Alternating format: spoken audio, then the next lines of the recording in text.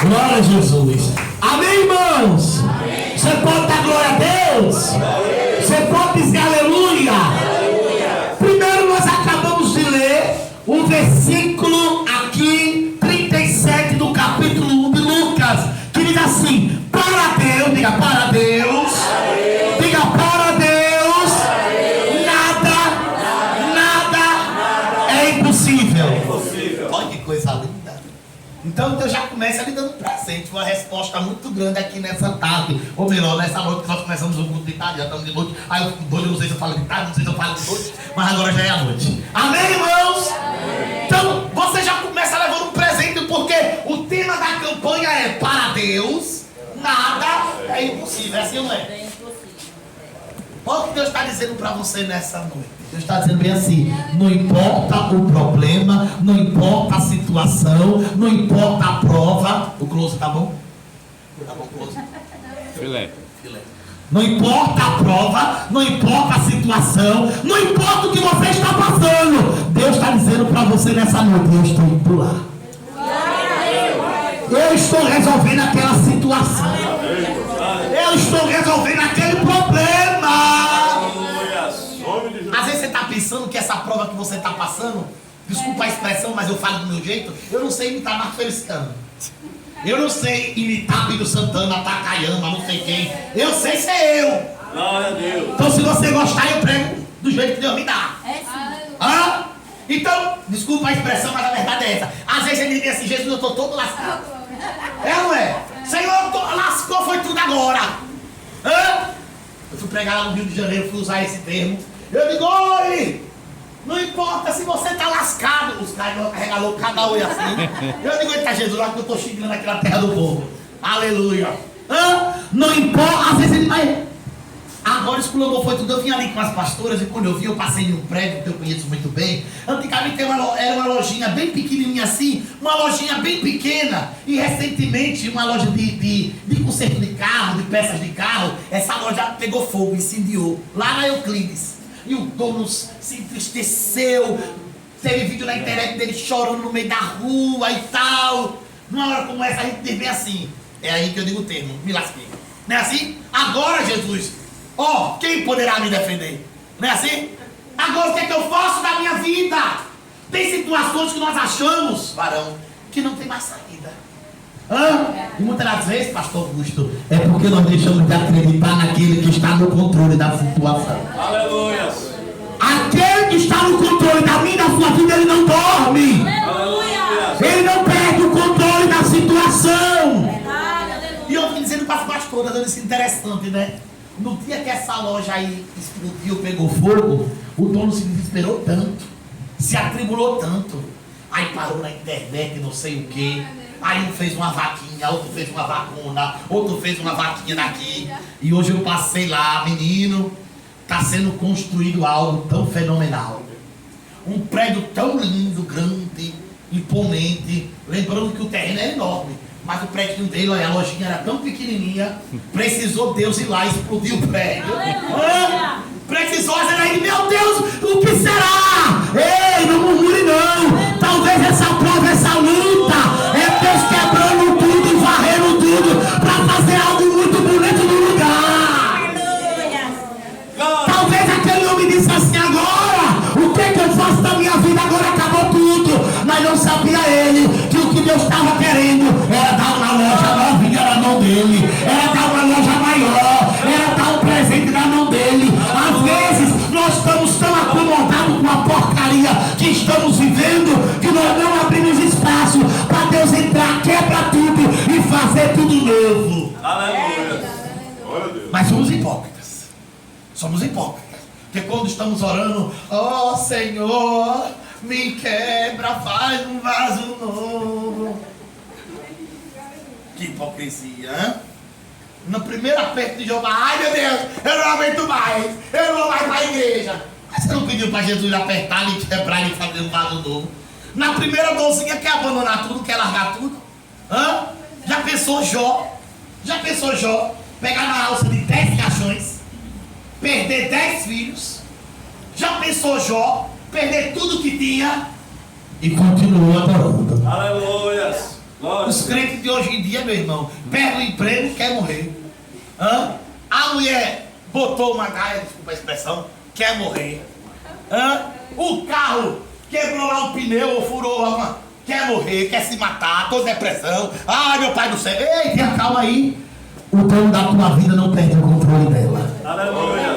Deus está dizendo para você, não importa a situação, para mim nada é impossível. Eu vou botar tudo no lugar, tudo no lugar, tudo no lugar. Deus vai colocar tudo no lugar. Entendeu o mistério? Aí nós lemos aqui, no livro de Marcos, onde diz que Jesus pregou. Jesus pregou. Aí depois cansou. Mas os discípulos, hora de descansar. Aí os discípulos se prepararam para entrar no barquinho e ir para o outro lado. Se prepararam para entrar no barquinho. Talvez eles não queriam nem ir para o outro lado. Talvez eles queriam pescar. Talvez eles queriam ficar até alimentado no barco, pastora, à deriva, apenas adorando. Mas Jesus dizia assim, onde é que vocês vão? A gente vai pro barquinho, ó, entra lá. Então Jesus dizia assim, eu vou com vocês. Jesus disse, eu vou com vocês. Entramos no barco e passemos para o outro lado. Olha que coisa linda. Grave essa mensagem, porque esse é o versículo chave da pregação. Diga assim comigo. Entremos no barco, passemos para o outro lado.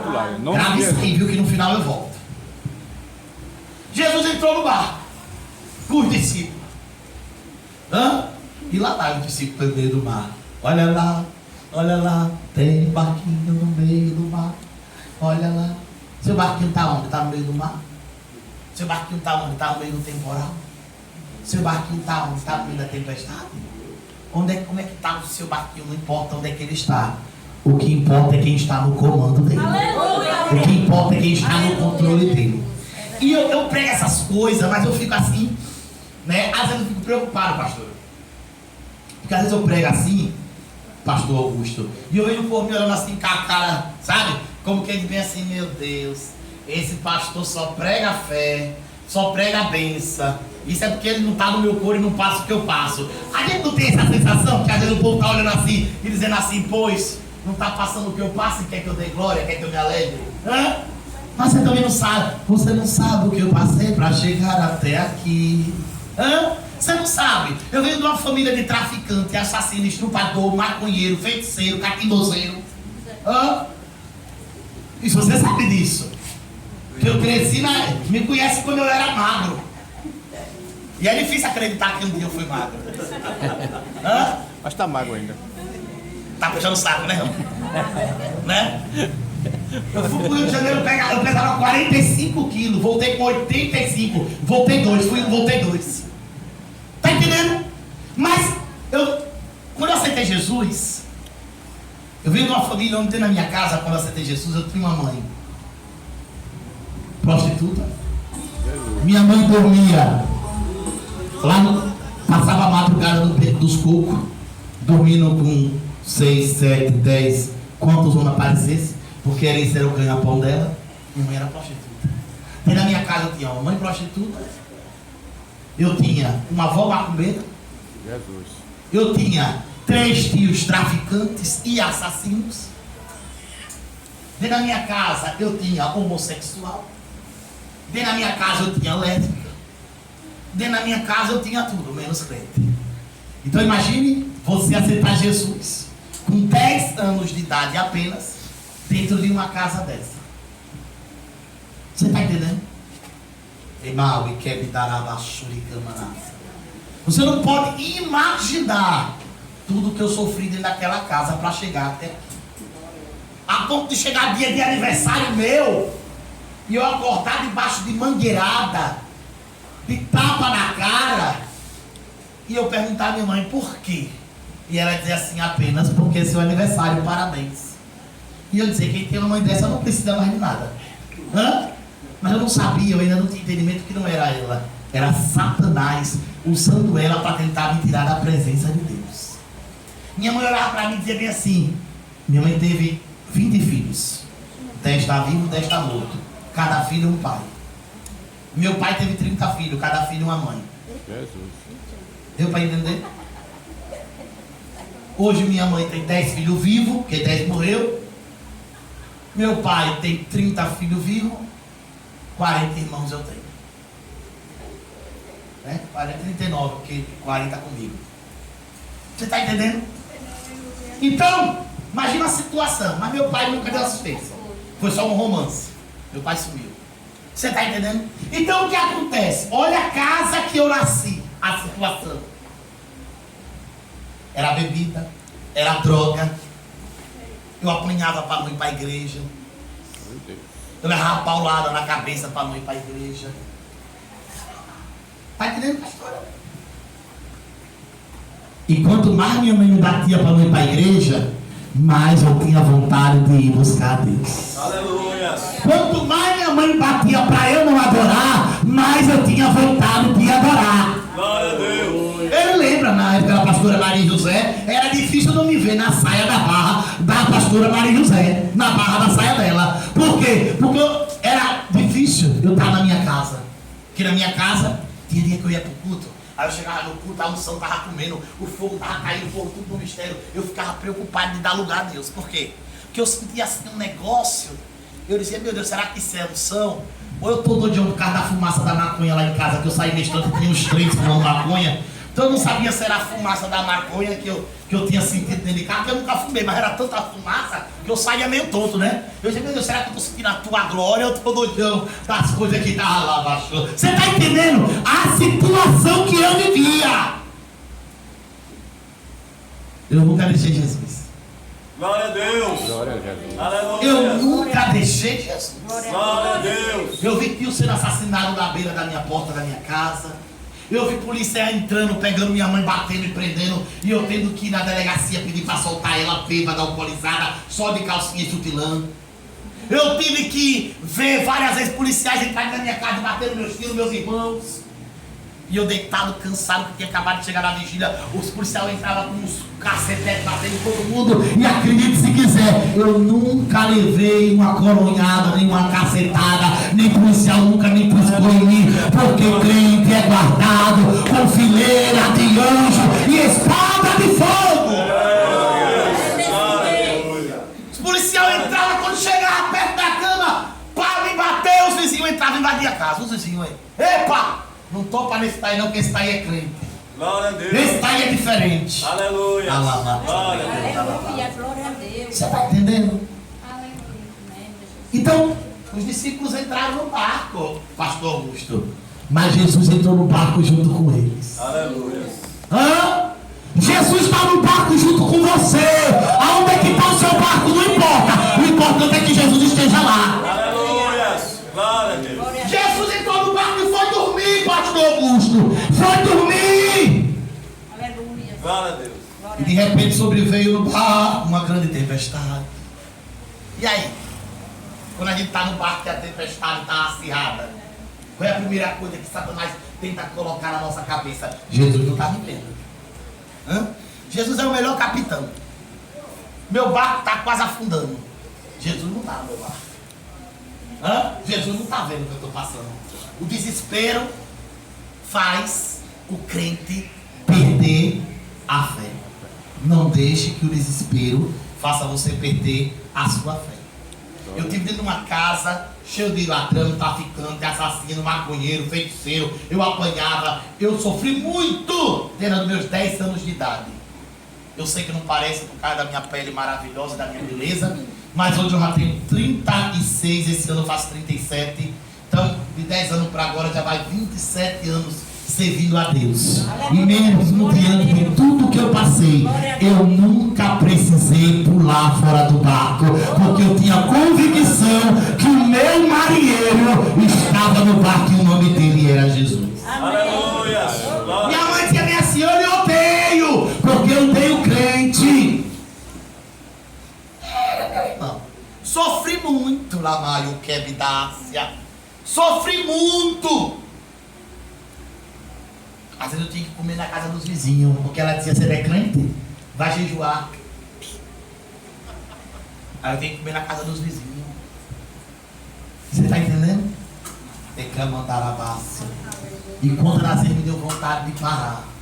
Mas eu não parei. Aleluia. Eu ia procurando igreja, eu ia procurando círculo de oração, eu ia procurando vigília, onde tinha vigília nós estávamos, era ou não era? Onde tinha retiro lá em Jequié, olha. Ai, teve um retiro lá em Jequié que tiveram que me tirar desmaiado, você lembra? Eita, que eu pulei tanto na unção, que eu saí desmaiado, me levaram desmaiado, eu só abri os olhos, eu digo, hoje já estou no céu, você lembra daquele dia? Tiveram que arrumar uma roupa, porque eu pinguei tanto, molhei tanta roupa, meu Deus do céu, onde é que eu estou? Estou no céu, eu nunca vi tanto poder, tanta glória, esse daí ninguém segurava, ele com as mãos dele pra cima, eu digo, oh, meu Deus do céu, foi muito lindo, foi muita glória, porque eu queria me alegrar na presença de Deus.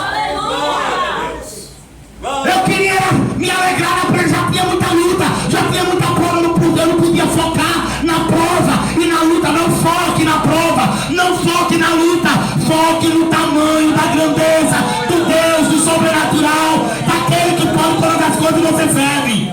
Glória a Deus. Aleluia. Ficava chorada. Glória a Deus. Promessa que eu ia embora, que eu ia viajar, Ei, que eu ia andar de avião, que eu ia pra lá de avião, que eu ia pra cá de avião. Glória. Eu digo, eu não tenho dinheiro nem pra pagar o ônibus, agora eu vou ter dinheiro pra andar de avião. Hã?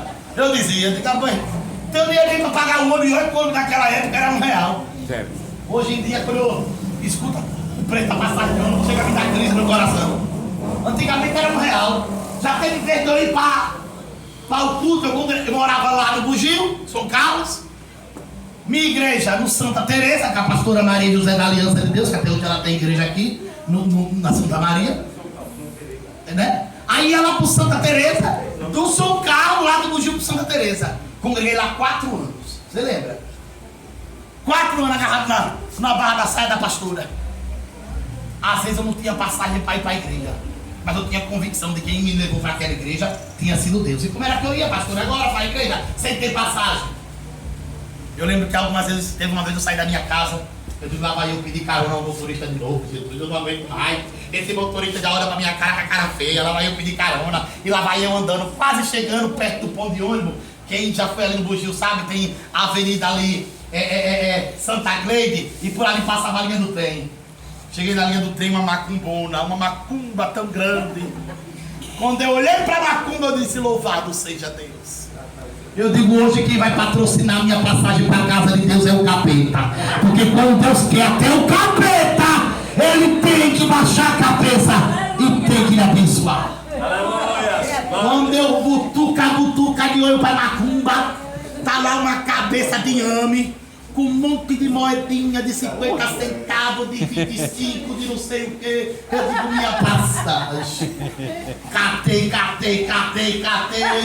Eu digo, sai da frente, capeta, que eu tô cheio de fogo.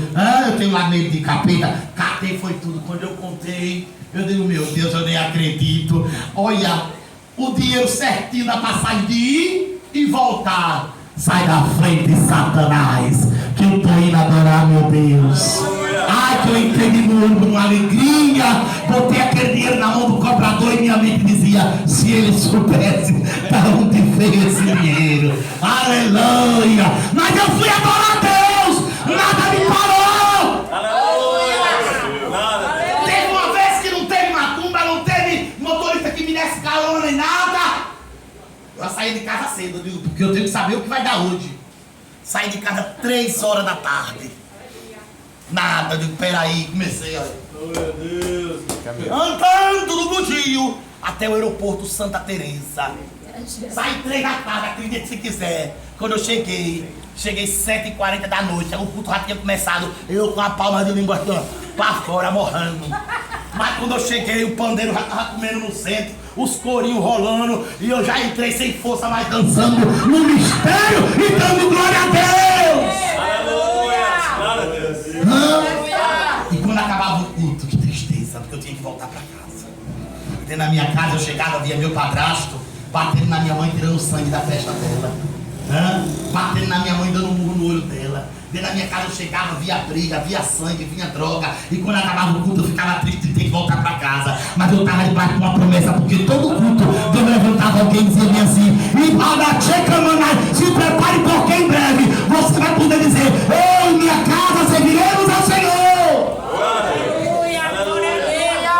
Jesus entrou balançando e se desesperaram. Mas sabe o que é que me chama a atenção nessa palavra, pastor Augusto? Nós não estamos falando de qualquer discípulo, não. Sabe quem foi que se desesperou na hora que o barco começou a balançar? Eram homens especializados em pesca, em mar, em ventania. Era Pedro, Tiago, João. Eram pescadores experientes. Não era para eles serem pegos de surpresa. Não era. Aqueles homens naquela época, eles sabiam, por causa do vento, eles já sabiam se estava vindo uma tempestade. Eles tinham todo esse conhecimento. Não tinha a tecnologia de hoje. Tinha a tecnologia da experiência humana deles. Eles sabiam se o mar estava para peixe, se o mar não ia dar peixe, se o mar e a ventania ia trazer tempestade, se não ia. Mas naquele dia, Jesus decidiu pegar todos de surpresa e mostrar para o homem que tem momento que a experiência humana não é nada. No meio do mar começa uma tempestade. E aí eles disseram, como é que pode? Nada fazia nós imaginar que viria uma tempestade. Porque é assim na vida do crente. De vez em quando está tudo bem, está tudo maravilhoso, cantando, orando, e quando você menos espera, da onde você menos espera, vem a tempestade. E agora? O que é que eu faço? Talvez, eles disseram bem assim, não tem problema, o vento começou, mas nós somos experientes, somos pescadores, nós damos conta, ninguém perdeu o controle. E tentaram para lá, tentaram para cá, tentaram para lá, tentaram para cá, e Jesus lá dormindo. Tentaram para lá, tentaram para cá, tentaram para lá, e nada de controlar o barco. A Bíblia diz que o barco estava quase se partindo no meio. Olha, diga, sabe para que é isso? Às vezes, Jesus vai pegar você e vai fazer algo tão extraordinário que vai fugir das suas condições humanas. Tem momento que Deus pega um médico e vê uma enfermidade no meio da sua família, que o médico diz, como é que eu vou resolver isso? E olha que ele é especialista, mas Deus pega e mostra para ele que o médico dos médicos sabe mais do que ele. Glória a Deus. Às vezes, você tá com sua conta maravilhosa, juntou tanto dinheiro a vida toda, e quando você menos espera, vem aquela situação que você olha para o seu dinheiro e diz assim, eu podia ter agora todo o dinheiro do mundo, que ainda não seria suficiente para resolver minha situação. É nesse momento que Jesus mostra que o dono do ouro e da prata, e o dono de tudo é ele, e sem ele o seu dinheiro não pode fazer nada. Glória a Deus. Tem momento que você pode ter todo o conhecimento do mundo. Jesus chega e diz assim, peraí que eu vou mostrar para ele quem é que manda na vida dele. Peraí que eu vou mostrar para ele quem é que organiza, desorganiza, organiza de novo, trabalha e faz o que quer na vida dele. E Deus faz isso principalmente quando o homem está subindo. Quando o homem... Teve uma época na minha vida, pastor, eu vou terminar já, tenha calma, não estou no microfone não. Teve uma época na minha vida que eu fui para o Rio de Janeiro, morei lá 5 anos no Rio de Janeiro. Ah, minha filha, oh, que coisa mais linda, que maravilha. E comecei a pregar para lá, pregar para cá, pregar para lá. Eu lembro que eu fui pregar numa igreja lá no Rio de Janeiro com mais ou menos 800 mil pessoas. 800, 700 a 1000 pessoas, por aí. A igreja grandona, galeria em cima, lá na ilha de Paraty, olha, no Rio de Janeiro. Fui convidado, quem fez a agenda para mim, na época foi a cantora Adriana Mello, que eu levei lá na minha casa para pregar lá nos eventos meu. E depois ela soprou meu nome lá pro lado de Paraty e um pastor muito rico lá me convidou. Olha, menino, eu ia pregar 2 noites. 2 noites. Quando eu cheguei na cidade com a esposa, que eu desci do carro, o pastor disse, só vá pra cidade, quando chegar lá que descer no carro, você vai descer em tal lugar. Quando descer, é só olhar pro outro lado, você vai ver uma pousada, um hotel. Só chegar lá e falar o seu nome, não só falar meu nome, só falar o seu nome, tá bom. Aí, cheguei na cidade, uma cidade muito linda. Quando eu cheguei no hotel que eu entrei, foto de Jô Soares na parede, foto de Ronaldinho Carioca, foto de Angélica, de Xuxa, de todo. Povo tudo famoso que já se hospedou lá. Um hotel chique, meu Deus do céu, que é isso? Onde é que eu tô, meu pai do céu? Aí quando eu cheguei, eu digo, ô meu filho, o homem olhou assim pra mim de cima a baixo, como quem diz, quem é esse pé rapado? Eu digo, valeu, Jesus. O homem olhou e disse, pois não. Eu disse, moço, tem um quarto aí agendado pra mim. Como é seu nome? Ele disse, Diego Matos. Ele olhou, realmente, é nosso quarto VIP. Eu digo VIP, é VIP. Eu digo, muito bem, agora eu sou VIP. Quando eu entrei lá, tinha frigobar. Frigobar. E outra, viu? Não era frigobar vazio, não. Era frigobar cheio. Mas tinha bagunça, mas tinha refrigerante, mas tinha tanta coisa gostosa, matou. Eu fiquei doido, eu digo, meu Deus do céu. Frigobarzinho, geladeirinha, eu de coisa gostosa. Eu digo, meu pai do céu. Mas antes de eu ir, eu empolgado que fui convidado para pregar num lugar diferente, eu passei quase uma semana estudando. Mas só que eu queria estudar coisa difícil, pastor. Teologia. Aí as palavras chiques que eu queria falar, aquela coisa toda, me preparei uma semana estudando, mas uma palavra daquelas. Sabe aquela palavra que você diz assim, quando eu abri a boca, meu Deus do céu. E na minha cabeça, sabe o que eu ia dizendo? Olha na minha cabeça. Quando eu chegar lá, que eu abri minha boca, hoje eu prego com gosto. Quando eu pregar, olha o que eu falava. Quando eu... Irmão, quem fala não é eu, quem fala é Deus. Aleluia. Quem faz não é você, quem faz é Deus. Aleluia. Mas eu fui pastor, dizendo bem assim, quando eu abrir a boca, só vai dar eu. Eita, aqui, quando eu abrir a boca, o fogo vai descer, a unção vai pegar, vou cantar aqueles corinhos, vai ser um reteté, papapá. Quando eu cheguei de noite, todo chique, botei a melhor roupa, sentei lá no fundão. Aí o pastor disse assim, pastor, está conosco nessa noite, eu quero chamar aqui na frente, vindo diretamente do Nordeste, o reverendíssimo, quem é que está aqui? O reverendíssimo pastor Diego Matos. Eu digo, ei, viu? Eu sabia lá o que era reverendíssimo, eu não sabia o que era reverendíssimo, mas ele me chamou de reverendíssimo. Eu digo, agora eu sou chique, me chamou até de reverendíssimo. Eu digo, aleluia, e lá vai eu andando. Olha, o povo tudo olhando pra mim, um corredor enorme, até eu chegar no altar. Cheguei no altar, os homens tudo internados, pago tosado, uns anelzão assim no dedo, chegando ia nos olhos do galeria. Mas eu tava me achando, tava ali no meio dos pompudos, eu digo, quando eu abrir a boca aqui, a unção vai comer. Quando você diz que você é alguma coisa, Jeová passa na frente e mostra quem é de verdade. Aleluia. Vamos ouvir nesse momento, vamos orar para receber o nosso reverendo ministrante da noite. Eu levantei todo posudo, cheio de pose. Quando o pastor botou o microfone na minha mão, eu cumprimento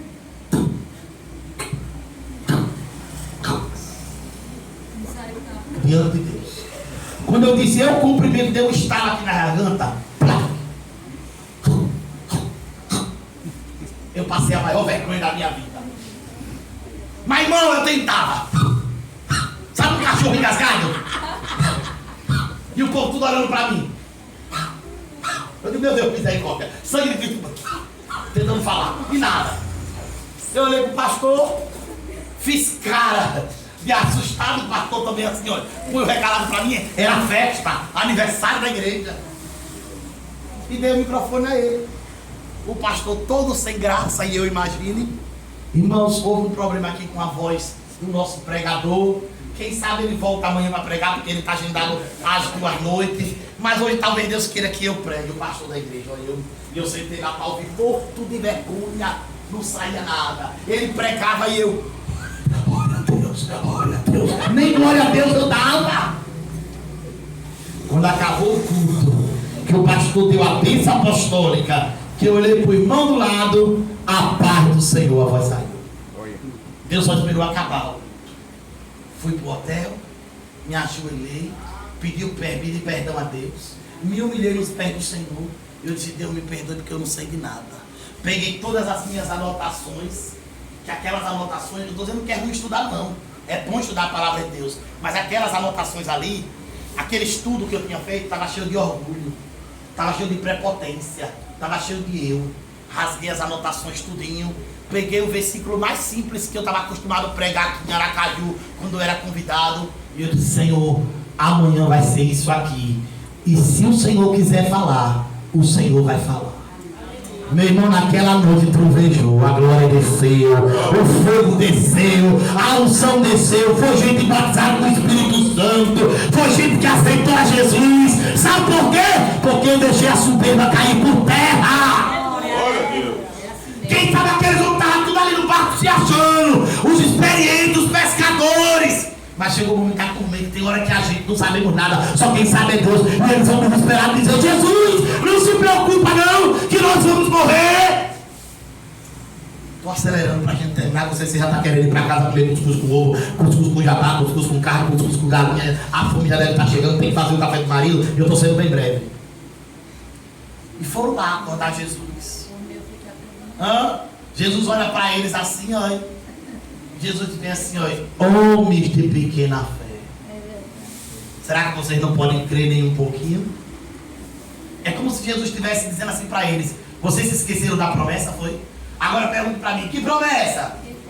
Tá fraco, diga: que promessa? Que promessa? Diga: que promessa? Que promessa? Diga: que profecia? Que profecia? Lembra do início que eu disse que nós tínhamos um tema-chave? O tema é o quê? Entre